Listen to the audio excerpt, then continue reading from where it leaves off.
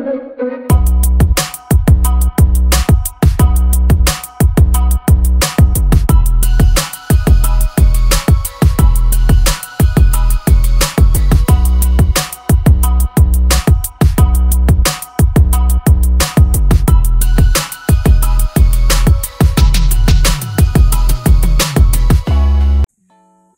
po, magandang araw po sa inyo lahat, mga ma'am, sir, mga boss. So welcome again po sa JLAT Vlog. So for this episode po natin, andito po ngayon sa isang barangay dito sa aming hometown sa bayan po ng kuya po.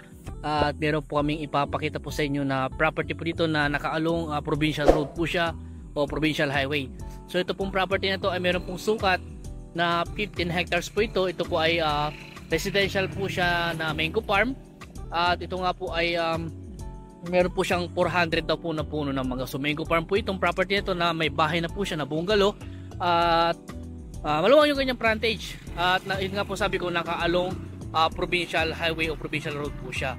So 15 hectare po ito more or less at hindi lang po namin natanong sa naka-SPA kung ilan yung title nito, nakalimutan namin tanongin, pero title property po itong property nito at nakadirect po kami sa mismong naka-SPA sa property nito. Yan.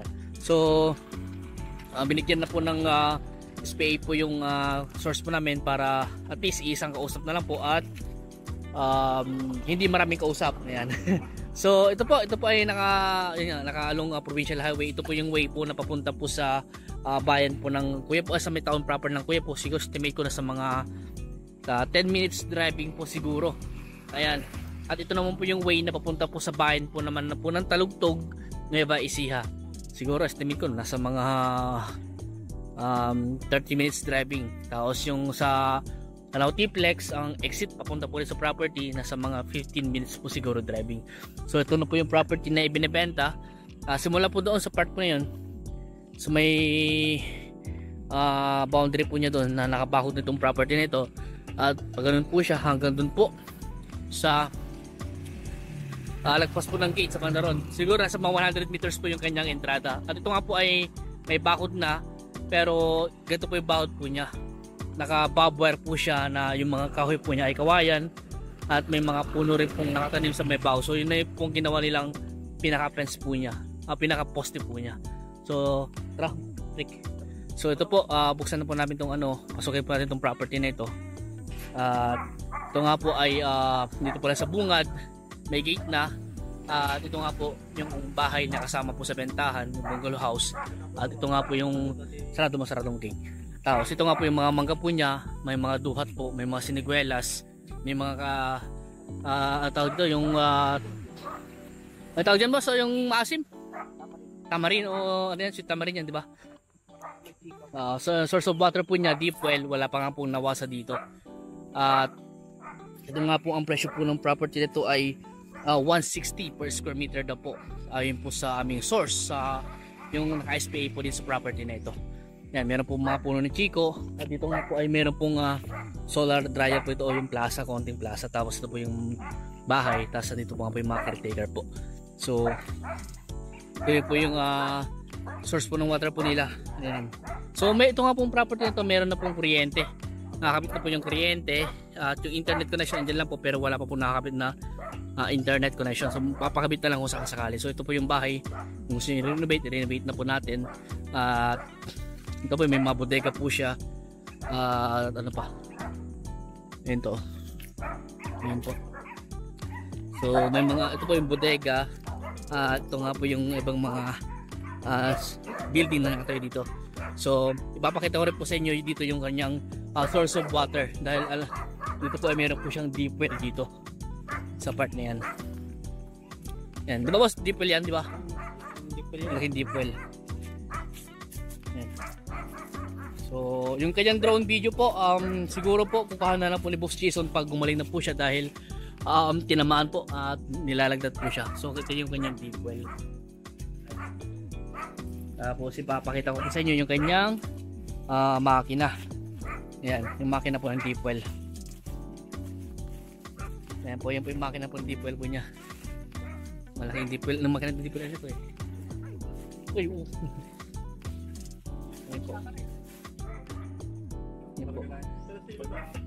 So medyo masukal nga lang po ngayon itong manggahan po niya. Pero tuyot na po dahil nga po sa wala nang dilig. Hindi na muulan. Kaya tuyot na po yung mga damo. Ayan. So pasukin po natin itong kanyang manggahan. So ayun po, andito po tayo ngayon sa bungad po ng manggahan po niya. At kitang-kita po dito yung daluyan po ng tubig na galing po sa kanilang tawag doon, yung bombang malaki, yung malaking makina. Ayan. Yung pinandidilig po nila dito sa manggahan po nila. Sa ngayon po kasi ay ayun po, mga mangga po niya talagang medyo dry na po talaga kasi yun nga po, matagal na pong hindi umulan. So kailangan pong madiligan. Parang yun nga po, parang mga OFW po. Hindi, biro lang. Ayan. So ayun po, tara po. Tingnan natin, pasukin po natin dito sa manggahan po niya. Ayun po, yung mga bunga po ng mangga po niya, malilit pa lang po. Hindi ko po alam kung lalaki pa. Ayun po yung mga bunga niya. Hindi ko po alam, malilit pa lang po ngayon, pero hindi ko alam kung lalaki pa.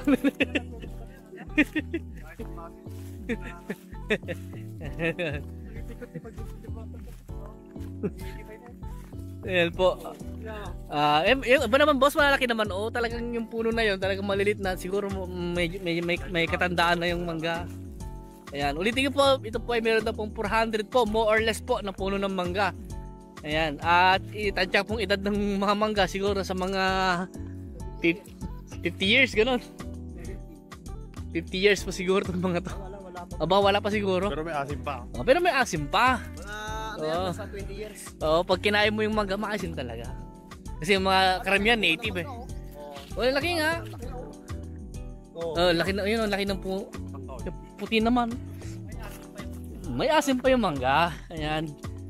At kailangan lang talaga madiligan para magka-asim na asim talaga. At ito nga po, meron po sinigwelas dito.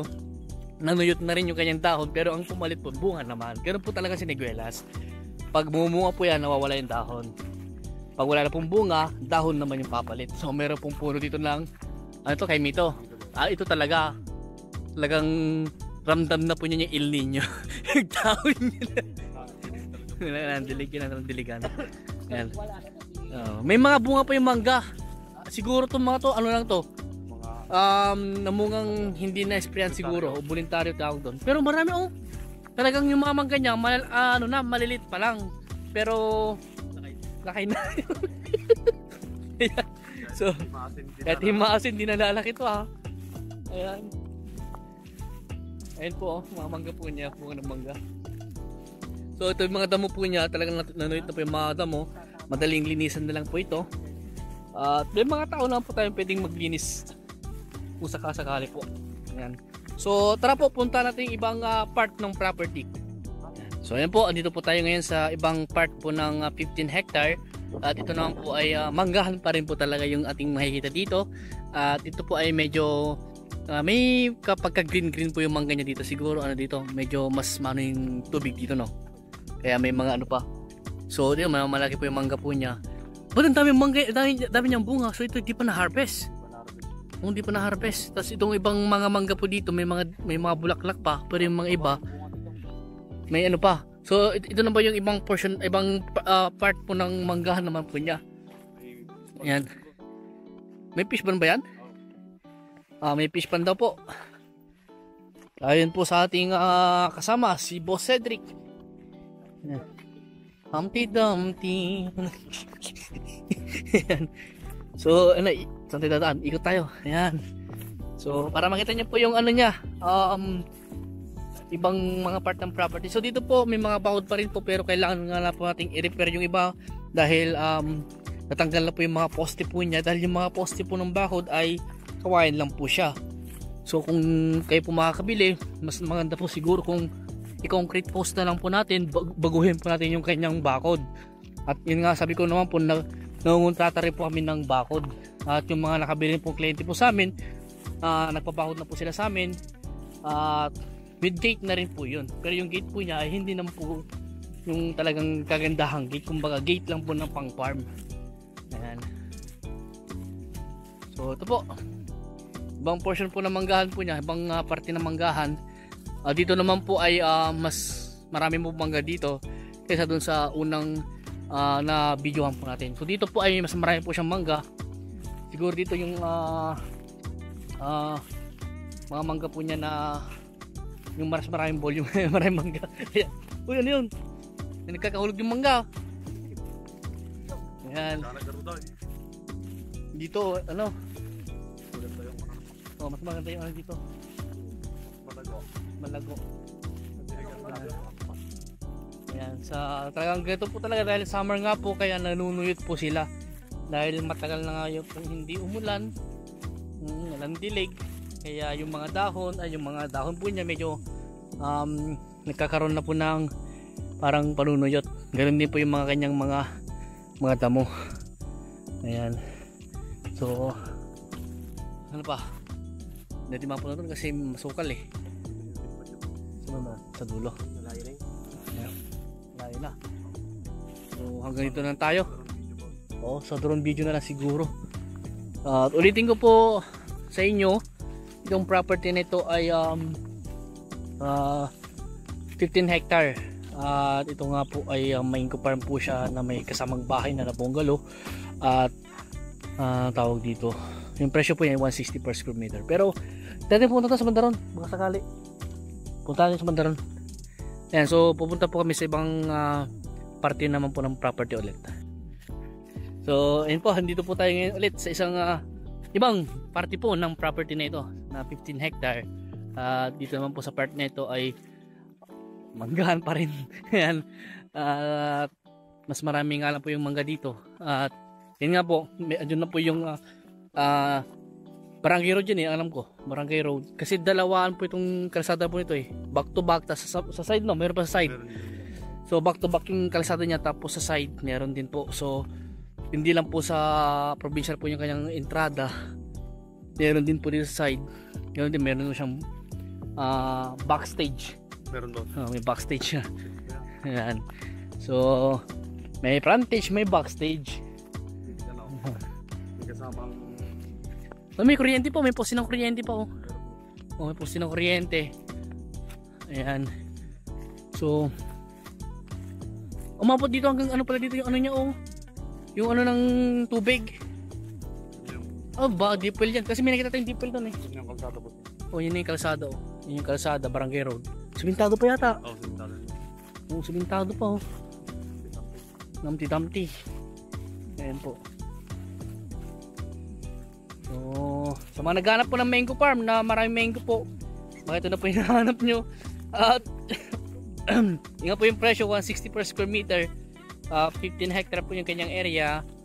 Yun po sa source po namin, yung naka-SPA. At yun nga, talagang nanunuyot po. Alam nyo naman po, summer po kaya ganon. At nagkakahulog-hulog nga po yung mga mangga po niya, yung buwan ng mangga. Ewan ko lang po kung nahuhulog o talagang sinasadya pong binabato ng kasama namin sa taas para mahulog. Tamaan na po ako. Ayan. Mga kasama ko si Boss Ronald, si Boss Alistair, si Boss Cedric, ayan, si Matong, si Onsen, tapos si GT, ayan. Ayan. So ano, punta dito sa sa Barangay Road. Ayan po yung Barangay Road po niya. Ito sa side. Ito po kanya yung east part po ng mga nagkakahulugan yung mangga. Ayan. So dito po yung bakod po niya dito sa part na ito. Bobwire po talaga at kailangan nating palitan. At dito nga po ay may nakaiwan pa yata ng tsinelas niya. O yun o. So yung mga nakaiwan po ng tsinelas niya dito po. Ayan.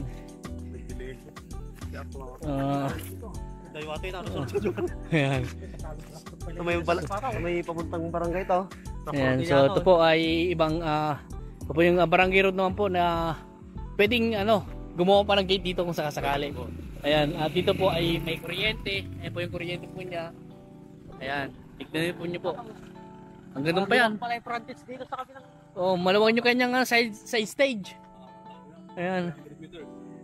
Maluwang Ayan. Dito sa kabila naman, pero ito po hindi na po kasama sa property, pero ibang manggahan naman po ito. Yun di po, malilit pa lang po yung mangga po niya. Pero di ko pa alam kung lalaki pa to. Katimasin mo. Ayan. Ito, Pico to. Oh. Pico. Ayan. So, sa harap ng property, provincial highway, sementado. Dito sa side, sementado rin po. Ayan po. Tapos dun sa likod po niya, ano po talaga, sementado rin po. Ayan. So, kahit pwede po magpagtayo po ng mga kubo-kubo yan at hindi natin problema yung connection po ng kuryente dahil dito nga po may mga poste ng kuryente. At dito nga po meron po silang ginawang parang daan nila dito. Ayan, parang gate. Parang dito tinumba. Tinumba? Hindi naman dito talaga. Tinumba nila. Siguro yung mga nag-harvest ng mangga, dito sila, nag-spray, dito sila dumadaan. Ayan. Pahaba ng frontage. No? Haba ng kanyang frontage dito sa part na to. Doon sa bandon, niliko ka na dun eh. So, ang mga na po sa inyo, mga pagpahatid po sa inyo ng ibang parte ng property, yung drone video na lang po. Talagang, hindi po namin kayang libutin to dahil maluwang po siya at mainit pa dahil summer nga po. Baka mamaya may ma-high blood po sa amin. Ayan. So hanggang dito po muna at maraming salamat po sa inyo lahat at God bless po.